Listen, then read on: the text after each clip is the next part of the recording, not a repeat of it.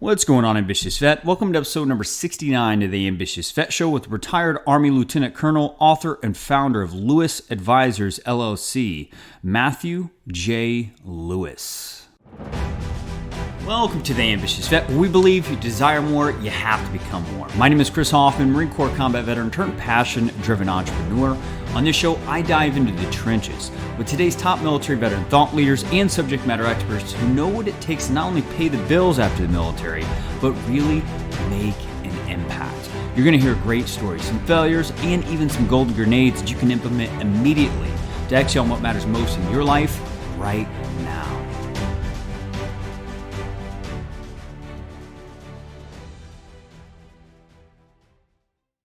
Are you tired of feeling like you're surviving life? Would you like to gain the perspective needed to know how to leverage the tools you've gained in life?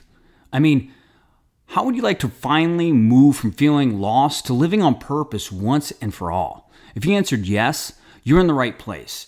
Now you just simply have to start betting on yourself and go join our free 10-day Being Bulletproof Challenge, where you're going to gain your 10 orders to mastering the inner game with daily video tips, engaged community, daily email reminders, and intense accountability that will either push you up or push you out. The challenge is not for anybody. It's just looking for more insights in life. Results are going to be the name of this game. You can join by simply going to www.facebook.com/groups/Being Bulletproof Challenge. I'll also put the link in the show notes below. Challenge officially ends on October 19th, 2019, right before our next Ambitious Vet Sprint goes live. So if you're ready to finally take on the challenge and elevate your performance, I look forward to seeing a few of you go from warrior made to passion driven. What's going on, Ambitious Vet? Welcome to another episode of the Ambitious Vet Show. Thank you for tuning in. Thank you for spending the one asset that we never get back in life, which is time. I promise you this is going to be well worth your time. Just a few key golden grenades I want you to be listening for when you're hearing Matthew J. Lewis talk inside this interview is just the power of not putting all your eggs in one basket and how that creates long-term sustainability in your life, to where really you do become bulletproof to life adversities, obstacles, and stuff like that. Also, listen for what are the 3 reasons why veterans struggle during the transition to the civilian workforce. I really loved his perspective on that and some practical golden grenades that you can go and implement immediately. He talks about the significance of the loss that we leave out of the uniform when we lose our rank, our respect, our awards that we have on our chest or sleeve, depending on what branch you're in, and the power of how do we gain that self-respect back. So without further ado, I'm going to go ahead and introduce who Matthew J. Lewis is. He is a graduate of West Point and retired lieutenant colonel. He spent more than 25 years in the uniform and 20 years in the corporate world. Today, he leads global strategy and transformation projects at Deloitte, the largest professional services firm in the world, and continues to serve several veteran collaboratives around the country. Matt is author of the brand new book, Mission Transition, a practical guide for veterans in transition and their employers. He coaches individuals on their transition efforts and advises employers on hiring programs designed to successfully assimilate these valuable talent pools. Ambitious Vet, I hope you got a pen and paper. If you're running, hiking, whatever, hope you have your mental notepad ready. Let's go ahead and dive into the trenches with Matthew J. Lewis. Let's go get it. Matthew, are you there? I'm here, Chris. Thanks so much. Appreciate the introduction and having me on. I look forward to sharing what I've done with the crew here you've got. Awesome, and we're absolutely honored to have you here. Can you go ahead and fill in the gaps in that introduction? Let us know a little about something that personal, like something that no one really knows about Matthew. Okay. I'll call this the little known facts. And I'll kind of subdivide. Just a couple more I'll add on the professional side. Some of my things that I'm doing as well in the community, and then a few personal things to your question. So I also co-chair our local CVEB, Community Veteran Engagement Board. I assume some of you know what that is. You mentioned veteran collaboratives. I'm on the board of our local one here in Cincinnati. That's the Tri-State Veterans Community Alliance. On the personal side, let's see. My wife's a physician. Proud dad to three boys, a 16-year-old who's getting ready to drive, and twins that are 11. So it's a fun time around our house. I'm the first member of my high school to graduate from West Point. And in doing so, in my first year there, I managed to get a D in my English class, which begs the question, what the hell I'm doing writing books. I'm an old offensive lineman that's run 2 marathons. And a final little known fact, I assume everybody knows who Ken Griffey Jr. is, Baseball Hall of Fame. Yes. I beat Ken Griffey Jr. in a pickup basketball game when I was a kid. Now that's a great fact. And he seems tall too. He seems tall, like he could dunk a basketball or something like that too. Yeah, so. he lived in my neighborhood, and he would just oftentimes be roaming around, and he came by talking trash one day. So I called him out on it, and I beat him 2 out of 3 in my backyard. He probably won't remember it. Even if he does, he probably won't admit it, but I have witnesses. So come on, man. That's all that matters is social proof, right? There you go. All right. So Matthew, tell us about like getting out of the uniform as Lieutenant Colonel and how long it took you to gain traction and how you actually did that. Yeah. So actually I left active duty way back in 1996 after 5 active, and I did another 16 in the reserves, and that was all following time at the academy. So I transitioned in a couple different ways. One, obviously into the civilian world. I chose graduate school as my vehicle for doing that, and then transitioned from active to reserve service simultaneously. For me, at least on the civilian side, I mean, I struggled with this. I was no different than I think most people getting out of the service these days. And I struggled with really, the first time in my life, having to ponder just who the hell am I as an individual, and what do I want to do with, the balance of my life with all these skills I've picked up in the military. I thought initially, I wanted to go into human resources. That has to do with people, and being a leader in the Army, that has to do with people. So I thought it was a parallel, but the more I got to learn about it, the more it didn't make sense. I considered automotive because that was my undergrad major, but I did an internship in automotive and quickly realized that wasn't for me. I pondered the banking industry, and that didn't turn out. So I happened upon a book at the time. It's called What Color Is Your Parachute? Dick Bowles is the author, perennial, decades-long bestseller on job change. It has a number of different exercises in it, which I took to heart and did it. Among those were personality tests that helped me determine what my personal strengths were, what my interests were, kind of opened my eyes. It was the first time I began to understand this. I also undertook what were called informational interviews with individuals in industry where I thought I had an interest, and after kind of shadowing them over time, began to understand what was going to work for me, what didn't work for me. And I also quickly discovered through that process the value in networking. I mean, not only did it help me clarify my goals, it opened the doors to an entirely new way of thinking, an entirely new way of making things happen. So that's the short answer. I could go on and tell you a few more stories about my experience applying to business school or my internship in business school, which were colorful to say the least. Yeah, it's always fun when it's colorful. That's when you're having the most fun, when it's colorful, right? So I get it. So, I mean, Ambitious Vet, if you're watching this live, you're listening to this on the podcast. I mean, seeking self-knowledge is one of the biggest things that you could ever focus on when you're getting out of the uniform. Understanding who you are. Once you understand what you value, what you interest, what your strengths, just like Matthew's saying here, you're able to actually identify what corporations, what company cultures that you want to be integrating in. And that is Golden Grenade City. So Matthew, I really appreciate it. So Matt, back to you. I mean, what's been one of the biggest failures that you've had to endure in this journey, and what did you learn from it? Yeah, so it's been a long journey. I'm sure. Yeah. You mentioned the numbers up front, so I tend to be on the older side if you got older folks listening. But suffice it to say, I've learned a lot over the years, and I think what I have learned I've encompassed in the book and will apply to a lot of people and their career paths out there. To speak to a number of failures, the last question you had there were a couple failures up front there. I could go back and tell those stories, but the one I'll focus on here was, after I'd kind of landed in the corporate world. So here, just to set up the story, I had just completed a corporate relocation across the country. I moved from Dallas to Milwaukee. There's a separate interesting story about getting pulled over by a cop. I won't get into that. At this new job, I was the only manager overseeing all 3 shifts of 7 different product lines at this plant. And what little time I had at home was spent sleeping on the floor of my new house, because the way my wife and I had done things at the time, I would go forth with a new job over a couple of months, scout out the new area, lock in a house, and she would follow with all the household goods and whatnot. I'm sure folks are intimately familiar with that process. Yeah, absolutely. So this went on for 2 or 3 months until my wife, who I mentioned as a physician, uprooted her practice and moved all the way across the country to join me.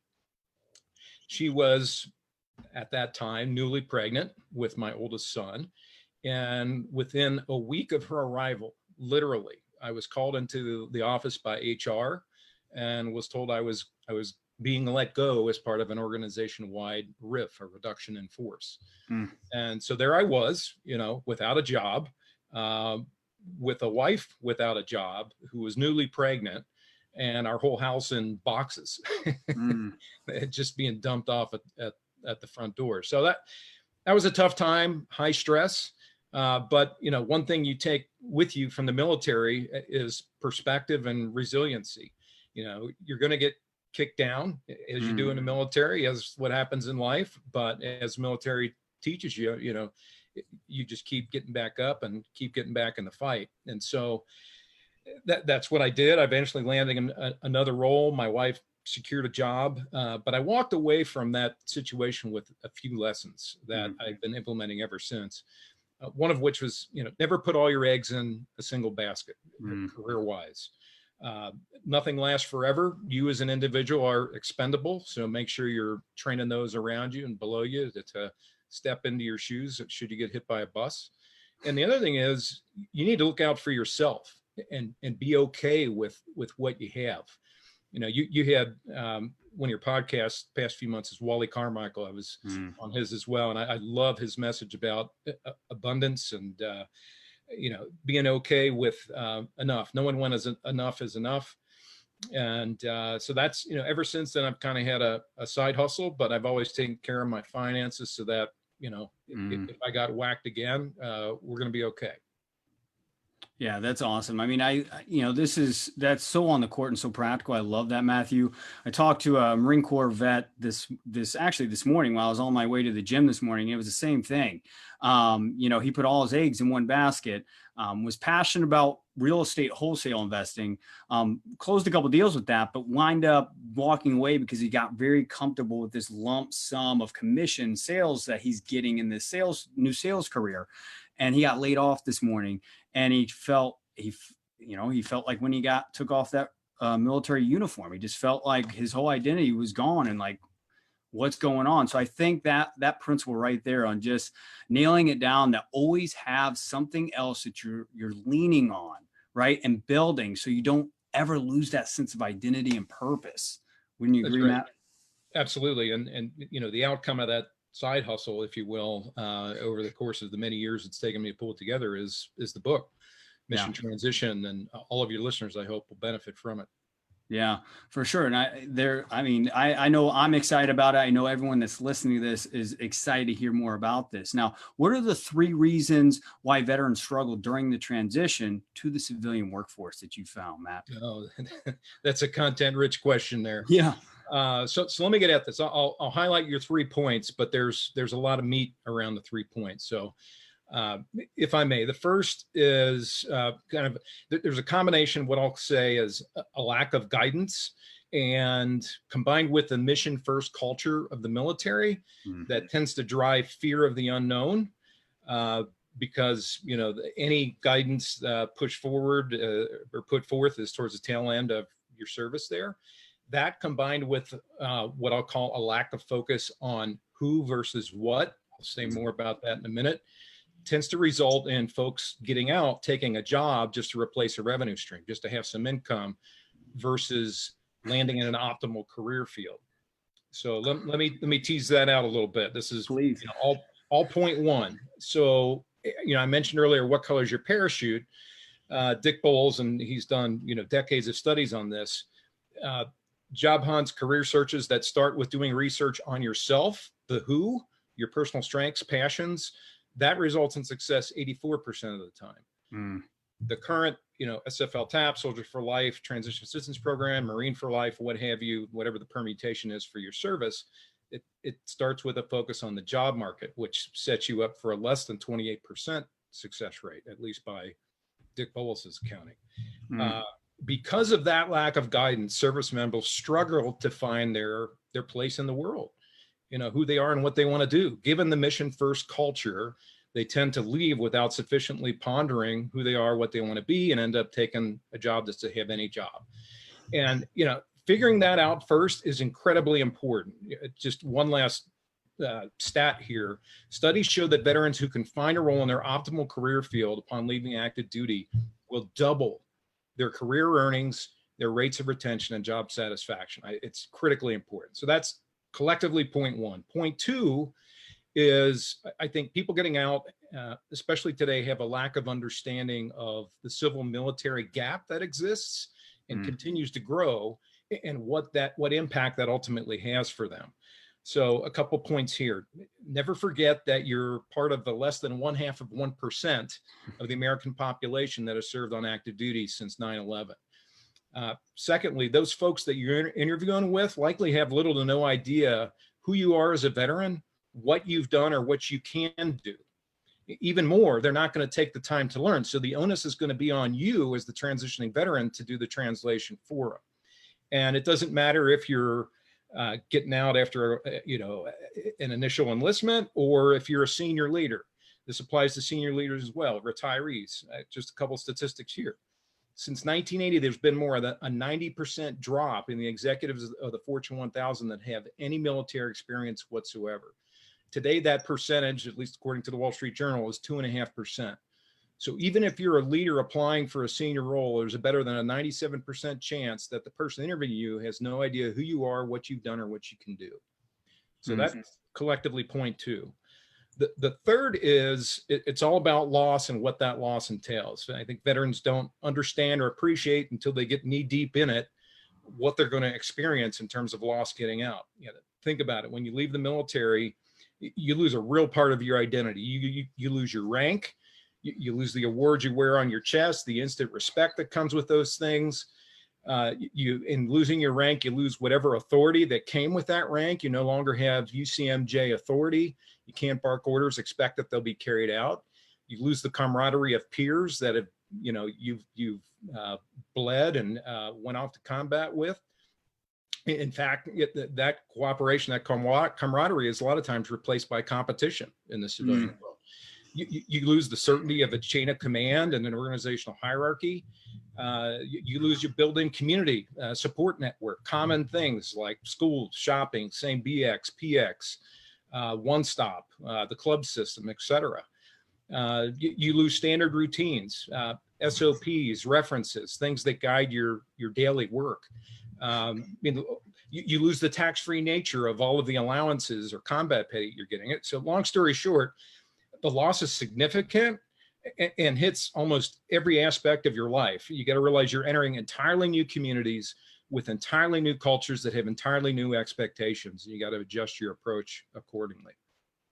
Yeah, thank you for that wealth of knowledge. It really is a fire hose, but I think if an ambitious vet could get just one drop of that water and start implementing it, this is a trend that I'm even seeing over here with all these interviews and even some, veterans I've been coaching myself as well. Is like, I'm seeing that this whole competition, collaboration, to competition culture and way of life as social norms out of the uniform is due to like veterans being more isolated and stuff like that. And really hiding behind the wall of the internet, trying to research there and not having that social engagement. Therefore, their networking skills aren't there and all that. So I really love that you nailed that down right there. So, you've already, said a lot about, kind of why you've written this book, Mission Transition, Navigating the Opportunities and Obstacles to Your Post-Military Career. But I want to hear from your words.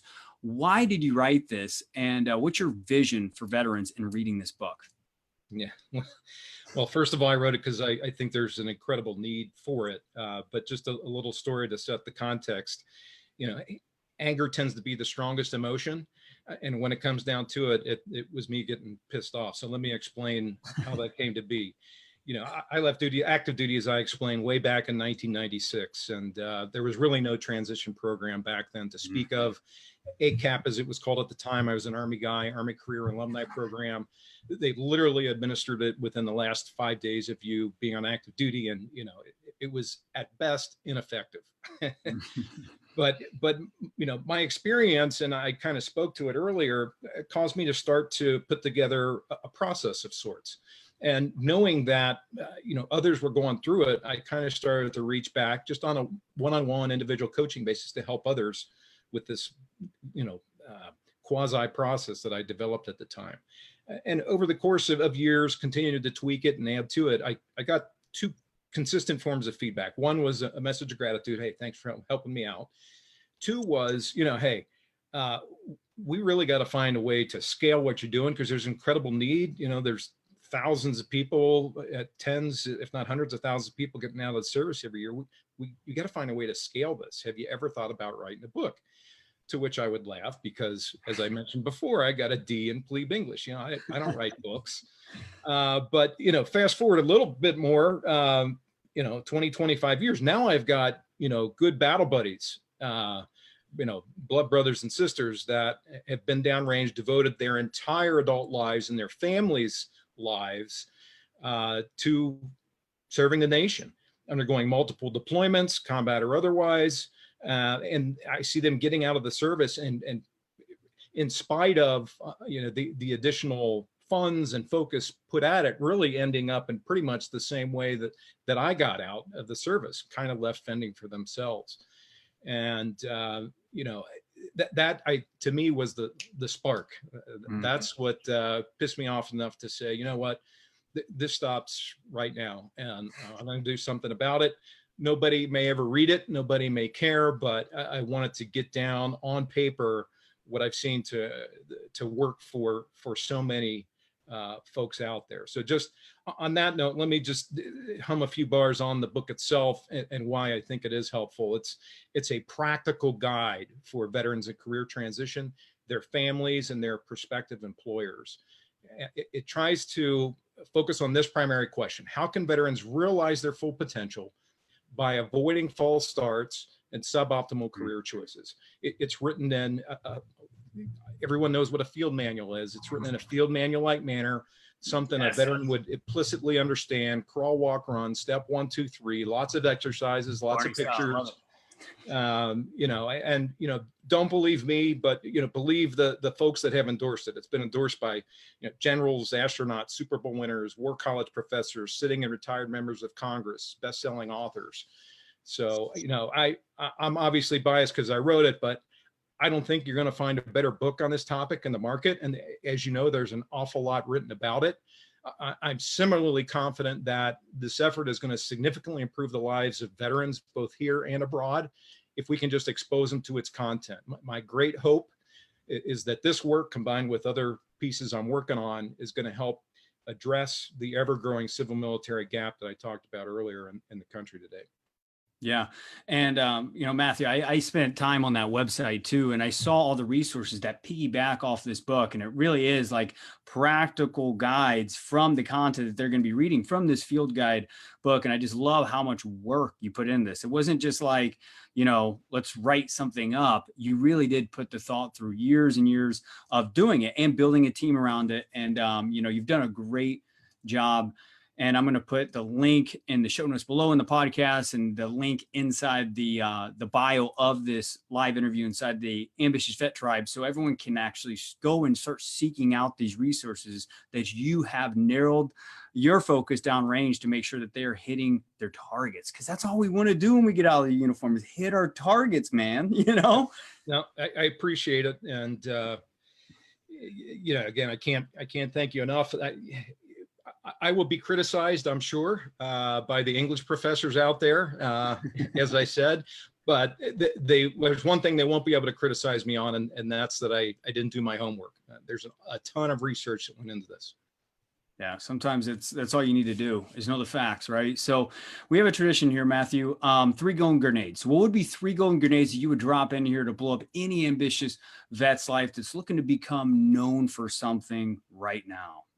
Gotcha. So, in the context of transition here are my 3. The first is, I mentioned a lot of negative stats before, but the first one here is take heart. There is a place for you and your personal strengths and passions in the world. A happy ending, if you will, awaits you, but it's going to take some work. I mean, transition is not easy. We all bear the scars of having gone through it ourselves. Hopefully my book will help you limit your scars, but it's critical that you go through the work, that you go through the process. Again, studies show if you do the work and you get in your proper career field from the outset, you're going to double your career earnings, rates of retention, job satisfaction. Another reason to take heart. Recent studies have shown that 90% of HR managers say veterans are promoted faster than their non-veteran peers. And 68% of that same group said that veterans perform better or much better than their non-veteran peers. And I guess a final reason to take heart is you now have in your hand in the form of Mission Transition, a great guide for it. But let me circle back to the book in a minute. Second gold grenade would be the importance of tribe. And what I mean by that is, when you get out, make sure you join a business resource group, some other group, whether it's at work or in your community, where you're surrounded by veteran peers. And there's literally, hundreds, if not thousands of these in the communities. I'm talking about things like Team RWB, Commit Foundation, Wound Warriors, et cetera. How I have tried to incorporate this concept of tribe into the book is via case studies. I mean, there's dozens of individuals that I interviewed, and I interspersed their individual thoughts throughout the book in what I call troops in the trenches. And I took that approach purposely because successful transition takes a tribe. And I wanted the reader to have the sense that they're surrounded by a tribe. There is an entire army of brothers and sisters awaiting you on the other side. And don't be afraid to reach out. I also wanted to the reader understand there's a diversity of viewpoints. So I purposely reached out to include, men, women, people of color, all the services, officers, enlisted, junior ranks, senior ranks, et cetera. And lastly, I guess I want people to see a diversity and number of viewpoints. I'm a single person. I'm but one data point and have one opinion. But if that opinion is backed up by research and proof points from dozens of others, it tends to have greater validity. So that's gold grenade 2. Gold grenade 3 would be a little guide, my personal guide in terms of how to approach the book. I have a fear that some will pick it up and say, I just need a resume. Let me flip to that chapter. Or I just need to brush up an interview. Let me turn to that chapter.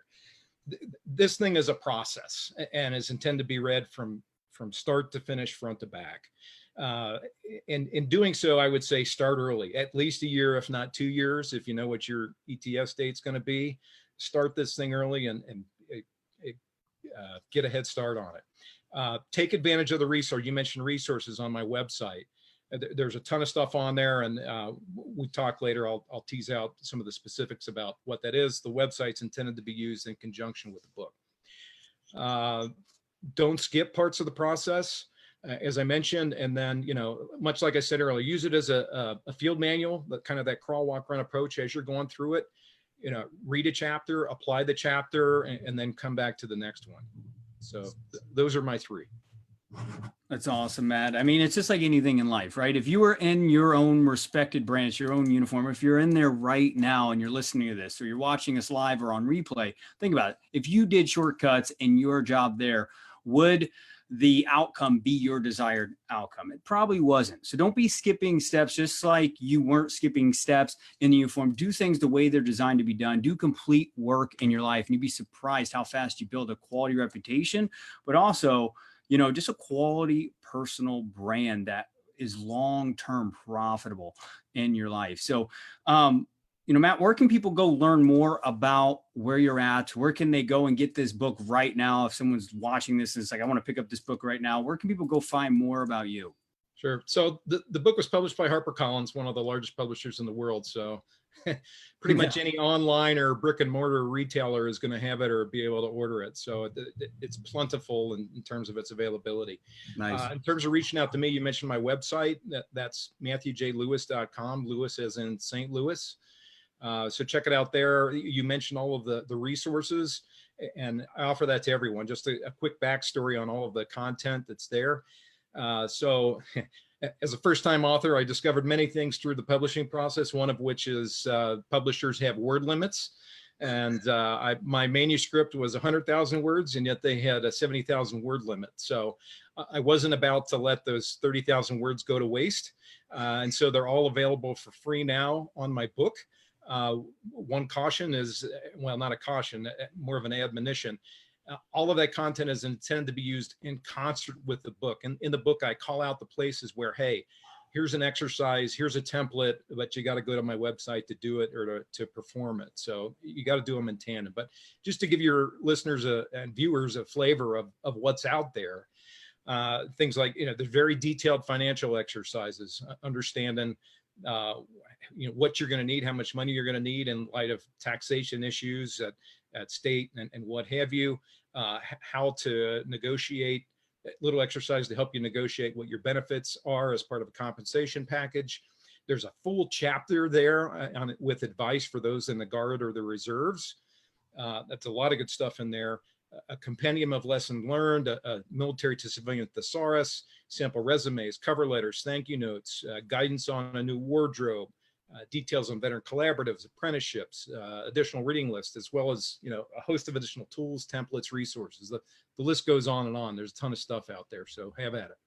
Yeah. And I love it because the book's going to give them perspective, and the resources are going to be something they can lean on for tools. I mean, that's one of the things I've found with transition is lack of perspective. You don't even know how to deal with all the resources out there. So I love it, Matt. And back at you, man, I just want to acknowledge you for who you are, man. Spending over 25 years as a lieutenant colonel in the Army to spending 20 years in the corporate world. Thank you for coming back and just spilling your wisdom into this book. And thank you for who you are for our community. Really appreciate it. Thanks again, Chris. I appreciate having me. I hope the book helps, and anyone else that has questions, follow up. I'm here for you. That's why I did this. That's why I put it out there. Feel free to reach out, and I'll be glad to engage and help you with your own mission. Oh, that's awesome. Well, there you have it, Ambitious Vet, episode number 69 of the Ambitious Vet Show with Matthew J. Lewis. If you haven't already, go subscribe, rate, and review the podcast so you can get these continuous golden grenades week by week so we can continue to empower you to be unstoppable and unstuck in areas of life that matter most to you. Also, feedback is what allows anything to improve in life, and we want to improve in the trenches right beside you. So if you have any feedback, please reach out to me directly at choffman@vettrainingcoaching.com. That's 2 F's as in Fox, 2 N's as in Nigel, choffman@vettrainingcoaching.com. Would love to improve right beside you. Lastly, if you're listening to this, I already know you're warrior made. But to become passion driven, utilize this one golden grenade you heard today. You're going to find your life being more meaningful. Ambitious Vet, let's go get it.